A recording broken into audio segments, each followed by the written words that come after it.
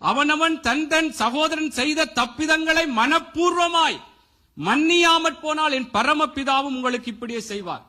தேவனுடைய பிள்ளைகளே, நாங்கள் உலகத்திலே சிலர் சொல்லுவார்கள், முள்ளை முள்ளால் தான் எடுக்க வேண்டும் என்று சொல்லி. அப்படி அல்ல, கர்த்தருடைய பிள்ளைகள் நாங்கள் அப்படி சொல்லக்கூடாது. ஆமென். எங்களுக்கு பலர் பல விதங்களிலே எங்களை துக்கப்படுத்தி இருக்கலாம், வேதனைப்படுத்தி இருக்கலாம், எங்களுக்கு உண்மை இல்லாதவர்களாய் இருக்கலாம்.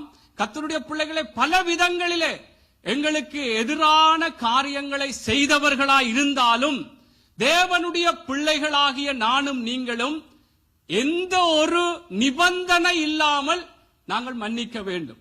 ஏனென்று சொன்னால், நாங்கள் எப்படியாக இருந்தோம், எப்படி கர்த்தர் எங்களை மன்னித்தார். வேதம் சொல்லுகிறது, நாங்கள் எல்லாரும் பாவம் செய்து தேவ மகிமையற்றவர்களாய் இருந்தோம் என்று சொல்லி. அப்படிப்பட்டு இருந்த எங்களை, பாவத்தின் சம்பளம் மரணம் என்று சொல்லப்பட்ட தண்டனைக்கு பாத்திரவான்களாயிருந்த என்னையும் உங்களையும் தெய்வம் அவருடைய இரத்தத்தினாலே, அவர் நாங்கள் அன்பு கூறுவதற்கு முன்பதாகவே அவர் அன்பு கூர்ந்து எங்களுக்காக பிதாவாகிய தேவன் தன்னுடைய குமாரனை அனுப்பி, தேவனுடைய பிள்ளைகளே, நாங்கள் எப்படியான ஒரு பாவமான, அவர் பிரியமில்லாத, வேதம் சொல்லுகிறது, எபேசியர்ல சொல்லப்படுகிறது, அவருடைய காணியாட்சிக்கு புறம்பானவர்களாய், வாக்குத்தத்தத்தின் உடன்படிக்கைக்கு அந்நியர்களாய், தேவனற்றவர்களாய், நிலையற்றவர்களாய் இருந்தோமாம், அவருக்கு தூரமாய் இருந்தோமாம்.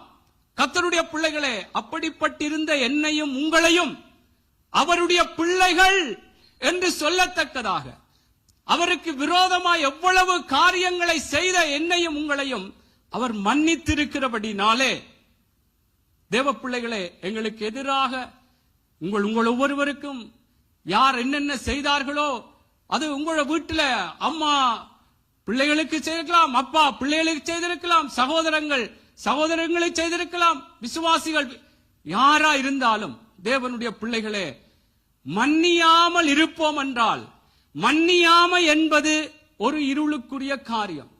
மன்னிக்க வேண்டும் என்ற கர்த்தர் என்னையும் உங்களை மன்னித்திருக்கிறார்.